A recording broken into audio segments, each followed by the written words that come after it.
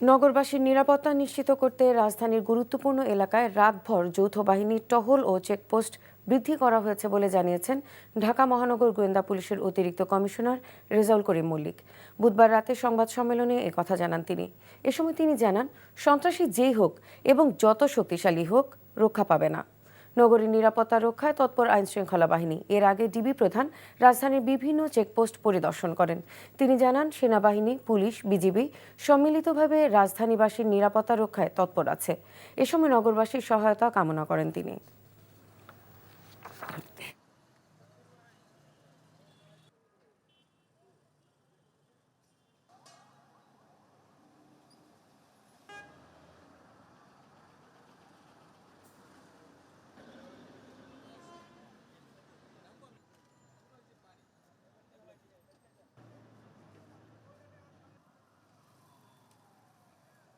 ঢাকাবাসীর উদ্দেশ্যে বলবো যে আপনাদের শান্তি শৃঙ্খলা রক্ষার্থে Dhaka metropolitan police, detective branch এবং আমাদের গর্বের, আমাদের অহংকার বাংলাদেশ সেনাবাহিনী আমরা যৌথভাবে কাজ করে যাচ্ছি। নগরবাসীর এবং সর্বমোট আমরা সারা বাংলাদেশের শান্তি শৃঙ্খলা রক্ষার জন্য যা যা করণীয় আমরা ইনশাল্লাহ করে যাব। সেনাপ্রধান জেনারেল ওয়াকারুজ্জামান বলেছেন, দেশের প্রয়োজনে সেনাবাহিনীর সকল সদস্যকে সর্বোচ্চ দায়িত্ব পালনে প্রস্তুত থাকতে হবে। সকালে রাজশাহী সেনানিবাসে প্যারেড গ্রাউন্ডে বাংলাদেশ ইনফ্যান্ট্রি রেজিমেন্টাল সেন্টারে 7ম কর্নেল অব দ্য রেজিমেন্ট এর অভিষেক অনুষ্ঠানে তিনি কথা বলেন। এর মধ্য দিয়ে সেনাপ্রধান বাংলাদেশ ইনফ্যান্ট্রি রেজিমেন্টাল সেন্টারের অভিভাবকত্ব গ্রহণ করলেন। সেনাপ্রধান বলেন, ইনফ্যান্ট্রি রেজিমেন্ট 1971-এর পর থেকেই দায়িত্বশীলতার সঙ্গে তাদের দায়িত্ব পালন করে যাচ্ছে।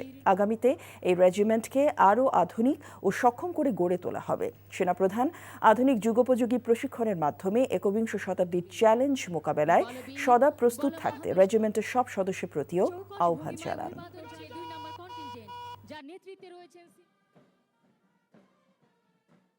আমি আশা করব বাংলাদেশ ইনফ্যান্ট্রি রেজিমেন্টের প্রতিটি সদস্য তাদের উপর অর্পিত দায়িত্ব সর্বোচ্চ শৃঙ্খলা এবং পেশাদারিত্বের সাথে পালন করবে।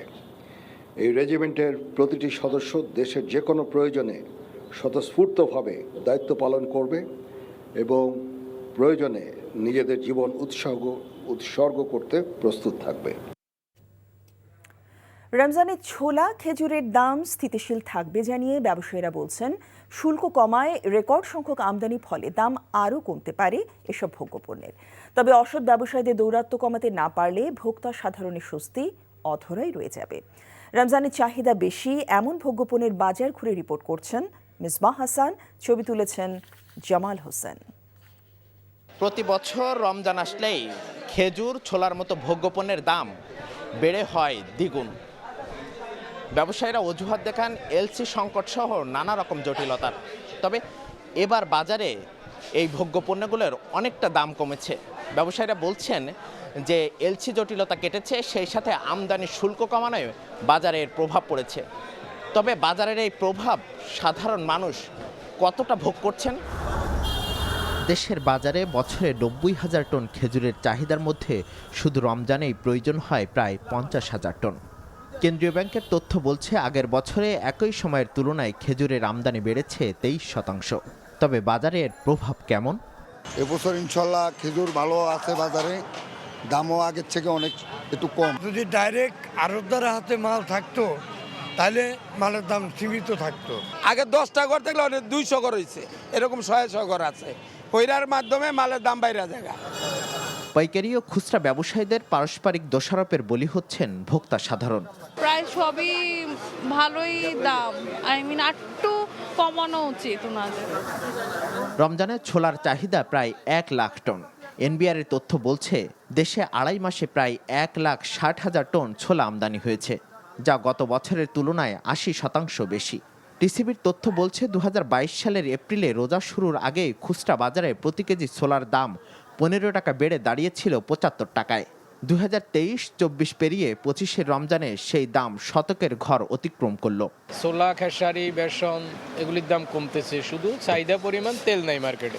আমরা কিনছি 70 টাকা করে, এবার কিনতেছে 100 করে, কমলো কোন দিক দিয়ে? সংকট কাটেনি সয়াবিন তেলের। রমজানে চিনির যোগানের ঘাটতি নেই। তবে ওঠানামার মধ্যে রয়েছে এসব পণ্যের দাম। যে প্যাকেট চিনি ছিল 145 টাকা, ওই প্যাকেট চিনি এখন 120 টাকা। যারা সাধারণ মানুষ তাদের সবকিছুই ক্রয় সময় একটু উপরেই আছে।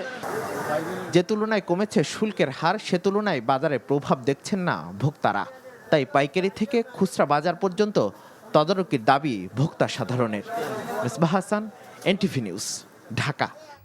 রাষ্ট্র মেরামতে ন্যূনতম সংস্কার দ্রুত শেষ করে নির্বাচন দেওয়ার দাবি জানিয়েছেন বিএনপি চেয়ারপারসন বেগম খালেদা জিয়া। ফ্যাসিস্টদের দোসর ও দেশের শত্রুরা গণ অভ্যুত্থানের অর্জনকে নস্যাৎ করার চক্রান্ত করছে উল্লেখ করে ইস্পাত কঠিন ঐক্যের মাধ্যমে তা প্রতিহত করতে সবার প্রতি আহ্বান জানিয়েছেন তিনি। প্রতিহিংসা প্রতিশোধ ভুলে দেশকে উন্নত, বাসযোগ্য ও গণতান্ত্রিক রাষ্ট্র হিসেবে গড়ে তুলতে দেশবাসীর প্রতি আহ্বান জানান। লন্ডন বর্ধিত সভায় লন্ডন থেকে ভার্চুয়ালি যুক্ত হয়ে এসব বলেন বেগম খালেদা জিয়া। ইমরুল হাসানের রিপোর্ট। প্রায় 6.5 মাস পর রাজনৈতিক কর্মসূচিতে বক্তব্য রাখলেন সাবেক প্রধানমন্ত্রী ও বিএনপি চেয়ারপারসন বেগম খালেদা জিয়া। উপলক্ষ দলের বর্ধিত সভা। ফ্যাসিস্ট মুক্ত বাংলাদেশে দীর্ঘদিন পর কেন্দ্র ও তৃণমূলের নেতারা একত্রিত হতে পেরেছে উল্লেখ করে ফ্যাসিবাদ বিরোধী আন্দোলন ও জুলাই আগস্টের গণ অভ্যুত্থানে যারা শহীদ হয়েছেন তাদের প্রতি শ্রদ্ধা জানান তিনি। বেগম জিয়া বলেন, চিকিৎসার জন্য যুক্তরাজ্যে অবস্থান করলেও সবসময় তিনি দেশের মানুষ ও দলের নেতাকর্মীদের পাশেই আছেন। দ্রুত গণতান্ত্রিক ব্যবস্থায় ফিরতে অন্তর্বর্তীকালীন সরকারের প্রতি আহ্বান জানান তিনি। দেশ আজ এক সংকটময় সময় অতিক্রম করছে। আপনাদের এবং ছাত্রদের সমন্বিত আন্দোলনের ফলে ফ্যাসিস্ট শাসকেরা বিদায় নিয়েছে। একটা অন্তর্বর্তীকালীন সরকার গঠিত হয়েছে। তাদের কাছে জনগণের প্রত্যাশা রাষ্ট্র মেরামতের ন্যূনতম সংস্কার দ্রুত সম্পন্ন করে গণতান্ত্রিক ব্যবস্থায় ফিরে যাওয়ার জন্য সকলের কাছে গ্রহণযোগ্য একটি নির্বাচন অনুষ্ঠান সম্পন্ন করা। বেগম জিয়া বলেন, ছাত্র জনতার গণ অভ্যুত্থানের অর্জনকে নস্যাৎ করার চক্রান্ত অব্যাহত রয়েছে। এ বিষয়ে সবার ঐক্য ধরে রাখার আহ্বান জানান তিনি। এখনো ফ্যাসিস্টদের দোসররা এবং বাংলাদেশের শত্রুরা গণ অভ্যুত্থানের মাধ্যমে প্রাপ্ত অর্জনকে নস্যাৎ করার জন্য গভীর চক্রান্তে লিপ্ত রয়েছে। ইস্পাত কঠিন ঐক্যের মাধ্যমে জনগণকে সঙ্গে নিয়ে এবং চক্রান্তকে ব্যর্থ করে দিতে হবে এবং এত ত্যাগের বিনিময়ে প্রাপ্ত এই অর্জনকে সুসংগত এবং ঐক্যকে আরো বেগবান করি। সর্বস্তরের মানুষ, বিশেষ করে তরুণ সমাজ আজ এক ইতিবাচক গণতান্ত্রিক পরিবর্তনের জন্য উন্মুখ হয়ে আছে। ক্ষুদ্র ক্ষুদ্র সংকীর্ণতা ভুলে দেশ ও জাতির বৃহত্তর স্বার্থে আমাদের কাজ করতে হবে। আসুন প্রতিহিংসা প্রতিশোধ নয়, পারস্পরিক ভালোবাসা ও ভ্রাতৃত্বের মাধ্যমে আমরা সকলে মিলে আমাদের প্রিয় মাতৃভূমিকে, বাংলাদেশকে সত্যিকার অর্থেই একটি বাসযোগ্য, উন্নত ও গণতান্ত্রিক রাষ্ট্রে পরিণত করি। বিএনপি চেয়ারপারসন বলেন, গণতান্ত্রিক বাংলাদেশ বিনির্মাণে সবাইকে একযোগে কাজ করতে হবে। দলের নেতাকর্মীদের জাতীয় নির্বাচনের জন্য ঐক্যবদ্ধভাবে কাজ করার নির্দেশনাও দেন তিনি। আগামী নির্বাচনে সাফল্যের জন্য ঐক্যবদ্ধভাবে কাজ করবেন। এমন কোনো কাজ করবেন না যাতে আপনাদের এত দিনকার সংগ্রাম, আত্মত্যাগ বিফলে যায়। আসুন জনগণকে সম্পৃক্ত করে বাংলাদেশ জাতীয়তাবাদী দলকে পূর্বের ন্যায় আন্দোলন, সংগ্রাম ও রাষ্ট্র পরিচালনায় নেতৃত্ব প্রদানে আরো ঐক্যবদ্ধ এবং সুসংগতভাবে গড়ে তুলি। ব্যক্তির চেয়ে দল বড় আর দলের চেয়ে দেশ বড়। শহীদ রাষ্ট্রপতি জিয়াউর রহমানের এই উক্তি স্মরণে রেখে নেতাকর্মীদের চলার আহ্বান জানান BNP chairperson. Imrul Hasan, NTV news, Dhaka. জাতীয় নির্বাচনের আগে স্থানীয় সরকার নির্বাচন করার সিদ্ধান্ত থেকে অন্তর্বর্তী সরকারকে সরে আসার আহ্বান জানিয়েছেন বিএনপির ভারপ্রাপ্ত চেয়ারম্যান তারেক রহমান। বলেন, দেশের পরিস্থিতি দেখে মনে হচ্ছে এখনও আইন শৃঙ্খলা পরিস্থিতি অন্তর্বর্তী সরকারের নিয়ন্ত্রণে আসেনি। দলের বর্ধিত সভায় তারেক রহমান অভিযোগ করেন, সংস্কার কিংবা স্থানীয় নির্বাচন এসব ইস্যু নিয়ে জনগণের সামনে এক ধরনের ধূম্রজাল সৃষ্টি করা হচ্ছে। হাসানুল শাওনের রিপোর্ট। সুদৃঢ় ঐক্যই রুখে দিতে পারে সকল ষড়যন্ত্র, এমন স্লোগান সামনে রেখে বিএনপির এবারের বর্ধিত সভা। যাতে নেতাকর্মীদের উদ্দেশ্যে দেয়া বক্তব্যে বিএনপির ভারপ্রাপ্ত চেয়ারম্যান তারেক রহমান বলেন, জাতীয় নির্বাচনের আগে স্থানীয় সরকার নির্বাচন হলে দেশের আইন শৃঙ্খলা পরিস্থিতি আরো ঘোলাটে হবে। সরকার যেখানে বাজার পরিস্থিতি কিংবা আইন শৃঙ্খলা পরিস্থিতির নিয়ন্ত্রণে কাঙ্ক্ষিত সাফল্য অর্জন করতে পারছে না, সেখানে জাতীয় নির্বাচনের আগে স্থানীয় নির্বাচন অনুষ্ঠানের নামে কেন দেশের পরিস্থিতি আরো ঘোলাটে করতে চাইছে, এটি জনগণের কাছে বোধগম্য নয়। গণতন্ত্রকে আমি জনগণ মনে করেন, স্থানীয় নির্বাচন অনুষ্ঠিত হলে সেটি হবে সারা দেশে পলাতক স্বৈরাচারের দোসরদের পুনর্বাসনের একটি প্রক্রিয়া। রক্তক্ষয়ী গণ অভ্যুত্থানে ফ্যাসিস্ট হাসিনা দেশ ছেড়ে পালানোর পর বাংলাদেশ পুনর্গঠনের সম্ভাবনার দ্বার উন্মুক্ত হয়েছে উল্লেখ করে তারেক রহমান বলেন, এই সুযোগ এবং সম্ভাবনা নস্যাৎ করতে এরই মধ্যে নানা রকম ষড়যন্ত্র শুরু হয়েছে। বিএনপির বিরুদ্ধে ষড়যন্ত্রকারীরাও কিন্তু থেমে নেই, তাদের চক্রান্ত থেমে নেই। সুতরাং এই চক্রান্তকারীদের মোকাবেলা করে কিভাবে দলকে আরো শক্তিশালী এবং সুসংহত করা যায়, আমি আশা করি আপনাদের আলোচনায় সেই সম্পর্কেও সুনির্দিষ্ট প্রস্তাব থাকবে। এছাড়া রাষ্ট্র ও রাজনীতিতে সংস্কার একটি ধারাবাহিক প্রক্রিয়া উল্লেখ করে তিনি বলেন, বিএনপি সবসময়ই সংস্কারের পক্ষে। সরকারের নিরপেক্ষতা নিয়ে ইতিমধ্যেই জনমনে সন্দেহ সংশয় সৃষ্টি হয়েছে। নিজেদের নিরপেক্ষতা বজায় রাখতে আমি বাংলাদেশ জাতীয়তাবাদী দলের পক্ষ থেকে অন্তর্বর্তীকালীন সরকারের প্রতি আরো সতর্কতা অবলম্বনের আহ্বান জানাই। জাতীয় ঐক্য ও জাতীয় নির্বাচনের পরিবেশ বিনষ্টের সকল চক্রান্তের বিরুদ্ধে দেশের মানুষকে সতর্ক থাকার আহ্বান জানান বিএনপির ভারপ্রাপ্ত chairman Tarique Rahman. Hasanul Shaon, NTV news, Dhaka. জাতীয় নির্বাচন নিয়ে সুস্পষ্ট ইঙ্গিত পাওয়া যাচ্ছে না বলে মন্তব্য করেছেন বিএনপির মহাসচিব মির্জা ফখরুল ইসলাম আলমগীর। বিএনপির বর্ধিত সভায় তিনি একথা বলেন। দেশে জনগণের ভোটাধিকার ফিরিয়ে দেওয়া হবে এবং জনগণ তাদের ভোটাধিকার প্রয়োগ করতে পারবেন, প্রয়োগ করে তারা তাদের প্রতিনিধি নির্বাচিত করতে পারবেন এবং গণতন্ত্রকে তার অভিষ্ট লক্ষ্যে পৌঁছানোর চেষ্টা করবেন, গণতন্ত্রের চর্চা হবে। কিন্তু আমরা দুঃখের সঙ্গে দেখছি এখনো এখন পর্যন্ত সেই লক্ষ্যে আমরা সুস্পষ্ট নির্দেশনা পাচ্ছি না। শ্রম ও কর্মসংস্থান উপদেষ্টা অবসরপ্রাপ্ত জেনারেল এম শাখাওয়াত হোসেন জানিয়েছেন, বেক্সিমকো ইন্ডাস্ট্রিয়াল পার্কের ভেতরে বন্ধ হওয়া 14টি কারখানার কর্মীদের পাওনা মেটানো শুরু হবে 9 মার্চ। দুপুরে সচিবালয়ের ব্রিফিংয়ে তিনি জানান, বন্ধ হওয়া 14টি কারখানার 31,500 কর্মী এবং 1,500 কর্মকর্তাদের সব পাওনা মেটাতে প্রয়োজনীয় 525 কোটি 46 লাখ টাকা জোগাড় হয়েছে। তিনি আরও জানান, বেক্সিমকোর শেয়ার বা কোনো কিছু এখনও বিক্রি করা সম্ভব হয়নি, অপেক্ষা করলে আরও 3-4 মাস সময় লাগত। বেক্সিমকোর মাধ্যমে অনেক টাকা লুট হয়েছে উল্লেখ করে বলেন, 13টি ব্যাংক তাদের ঋণ দিয়েছে, সবচেয়ে বেশি দিয়েছে জনতা ব্যাংক। ঋণ দেওয়ার সাথে জড়িত সবাইকে খুঁজে বের করে শাস্তি নিশ্চিত করা হবে বলেও জানান উপদেষ্টা। যারা যারা ইনভলভ এই টাকা দেওয়ার পিছনে প্রত্যেকের বিরুদ্ধে ইনকোয়ারি হবে এবং প্রত্যেকের বিরুদ্ধে মামলা করতে হবে। বিদেশে যারা গেছে তারা হয় তারা যদি আসবে ফেস, অথবা ওইখানেই থাকবে এবং নন ডাটা হয়ে লোকজন আটকা পড়বে। দরকার হলে পাসপোর্ট বাতিল করবেন ইনকোয়ারির পরে, কারণ আমরা এইভাবে লোকজনকে ছেড়ে দিতে পারি না। 525.46 crore টাকা সংস্থান হয়েছে বিদায় আমি যেটা বললাম যে আগামী 9 তারিখের ভিতরে যে জায়গাটা পেয়ে যাবেন।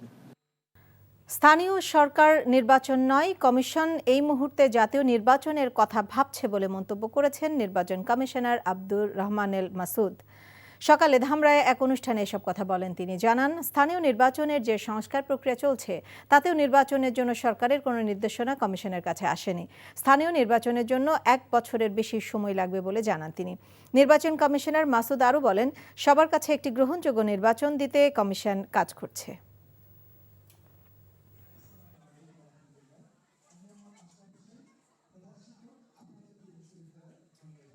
আমাদের মেইন ফোকাস এখন নির্বাচন, সংসদ নির্বাচন।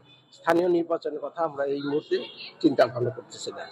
এবং স্থানীয় নির্বাচনের যে অনগোয়িং যে রিফর্ম প্রসেস চলতেছে তাতেও কিন্তু স্থানীয় নির্বাচনের আমাদের কাছে কোনো আসে নাই পর্যন্ত। সরকার কাছ থেকে এরকম কোনো রিকোয়েস্ট আসে নাই বা সরকার থেকে কোনো অনুরোধ আসে নাই। কাজেই যদি এখন এই মুহূর্তে যদি আমরা স্থানীয় নির্বাচন করি তাহলে আমাদের সংসদ নির্বাচন ডিসেম্বর বা জানুয়ারি মধ্যে করা খুবই অসম্ভব এবং কঠিন। 2026 সালের ডিসেম্বরের মধ্যে দেশে 3টি নতুন টেকনোলজির রাডার সিস্টেম স্থাপন করা হবে বলে জানিয়েছেন প্রতিরক্ষা মন্ত্রণালয়ের সচিব আশরাফ উদ্দিন। দুপুরে কক্সবাজারে প্রাকৃতিক দুর্যোগে আগাম সতর্কতা প্রচারে সাংবাদিকদের ভূমিকা শীর্ষক কর্মশালা শেষে এসব কথা বলেন তিনি। জানান, সরকার প্রাকৃতিক দুর্যোগের আগাম সতর্কতা সংকেত প্রচারে আরও আধুনিকায়নের উদ্যোগ নিচ্ছে। বিশেষ করে ঘূর্ণিঝড়, বজ্রপাত এবং পাহাড় ধসের ঘটনায় কিভাবে আগাম সতর্ক সংকেত জারি করা যায় সে বিষয়ে আবহাওয়া বিভাগ গবেষণা করছে। গাজীপুরের আদালত প্রাঙ্গণ থেকে প্রকাশ্যে জামিন পাওয়ায় আসামিকে তুলে নেওয়া ও আইনজীবী সমিতির অফিস ভাঙচুরের প্রতিবাদে বিক্ষোভ সমাবেশ করেছে জেলা আইনজীবী সমিতি। সকালে জেলা আইনজীবী সমিতির অফিসের সামনে থেকে বিক্ষোভ মিছিল আদালত চত্বর প্রদক্ষিণ করে। এ সময় বক্তারা বলেন, বুধবার গাজীপুর আদালত থেকে জামিন নিয়ে বের হওয়ার সময় প্রকাশ্যে সশস্ত্র হামলা চালিয়ে 2 আসামিকে তুলে নিয়ে যায় বাদীপক্ষের সন্ত্রাসীরা। আইনজীবী সমিতির অফিস ভাঙচুর করে, তাই অবিলম্বে আসামিদের গ্রেপ্তারের দাবি জানানো হয়। পবিত্র রমজান মাসে নারায়ণগঞ্জে যাতে নিত্যপণ্যের দাম না বাড়ে সে বিষয়ে কঠোর মনিটরিং করা হবে বলে জানিয়েছেন Narayanganj chamber of commerce and industries. Narayanganj chamber of commerce and industries সম্মেলন কক্ষে রমজান উপলক্ষে দ্রব্যমূল্য নিয়ন্ত্রণে বিভিন্ন ব্যবসায়ী নেতৃবৃন্দের সাথে মতবিনিময় সভায় এসব কথা বলেন সংগঠনের সভাপতি মোস্তাফিজুর রহমান দীপু। বলেন, দ্রব্যমূল্য নিয়ন্ত্রণে 39% বেশি পণ্য আমদানি হয়েছে। সরকার এসব পণ্যের ট্যাক্স কমিয়ে দিয়েছে। এছাড়া যানজট নিরসন, আইন শৃঙ্খলা উন্নয়নের প্রশাসনের সাথে কাজ করার কথা জানানো হয়। নারায়ণগঞ্জ চেম্বারের সিনিয়র সহসভাপতি মোর্শেদ সরোয়ার সোহেল, পরিচালক মোহাম্মদ সোহাগ বক্তব্য রাখেন। মুন্সিগঞ্জের শ্রীনগরে বিএনপির রাষ্ট্র কাঠামো মেরামতের 31 দফার কর্মশালা ও নিহত স্কুল ছাত্র রোমানের পরিবারকে সহায়তা প্রদান করা হয়েছে। দুপুরে উপজেলার ছনবাড়ি আন্ডারপাসে এক কর্মশালার আয়োজন করা হয়। প্রধান অতিথি হিসেবে উপস্থিত ছিলেন বিএনপির কেন্দ্রীয় নির্বাহী কমিটির স্বেচ্ছাসেবক বিষয়ক সম্পাদক মীর শরফত আলী সপু। বিশেষ অতিথি ছিলেন বিএনপি জাতীয় নির্বাহী কমিটির বরিশাল বিভাগের সহ সাংগঠনিক সম্পাদক আকন্দ কুদ্দুসুর রহমান। কর্মশালা শেষে নিহত 9ম শ্রেণীর ছাত্র শেখ রহমতুল্লাহ রোমানের বাবার হাতে ব্যাটারি চালিত ইজি বাইক হস্তান্তর করা হয়। অপহরণের পর হত্যার শিকার হয় রোমান। দেশের অর্থনীতির অবস্থা শোচনীয়, দ্রব্যমূল্য বৃদ্ধি পাচ্ছে, আইনশৃঙ্খলা পরিস্থিতিরও অবনতি হচ্ছে বলে মন্তব্য করেছেন বিএনপির মহাসচিব মির্জা ফখরুল ইসলাম আলমগীর। আর গণতন্ত্রকে বিঘ্নিত করতে একটি মহল চক্রান্ত করছে এমন অভিযোগও বিএনপি মহাসচিবের। বর্ধিত সভায় যোগ দেয়া তৃণমূলের নেতাকর্মীরা বলছেন, এখনও বিএনপির চূড়ান্ত বিজয় আসেনি, তাই লক্ষ্যে পৌঁছতে হলে সকল ভেদাভেদ ভুলে একযোগে কাজ করতে হবে তৃণমূলের নেতাকর্মীদের। বিস্তারিত ইফতেখার রেজার রিপোর্টে। জাতীয় সংসদের এলডি হল মাঠ প্রাঙ্গণে দলের বর্ধিত সভায় যোগ দিতে সকাল থেকে আসতে থাকেন সারা দেশের ডেলিগেট ও কেন্দ্রীয় নেতৃবৃন্দরা। সভায় মির্জা ফখরুল বলেন, 5 আগস্ট পট পরিবর্তনের পর মানুষ আশা করেছিল জনগণ ভোটাধিকার প্রয়োগ করে প্রতিনিধি নির্বাচন করতে পারবে, কিন্তু এখনো সেই লক্ষ্যে সুস্পষ্ট কোনো নির্দেশনা পাচ্ছে না দেশের মানুষ। ইতিমধ্যে আপনারা জানেন দেশের অর্থনীতির অবস্থা অত্যন্ত শোচনীয় এবং দ্রব্যমূল্য বৃদ্ধি পাচ্ছে, আইন শৃঙ্খলার পরিস্থিতির অবনতি হচ্ছে।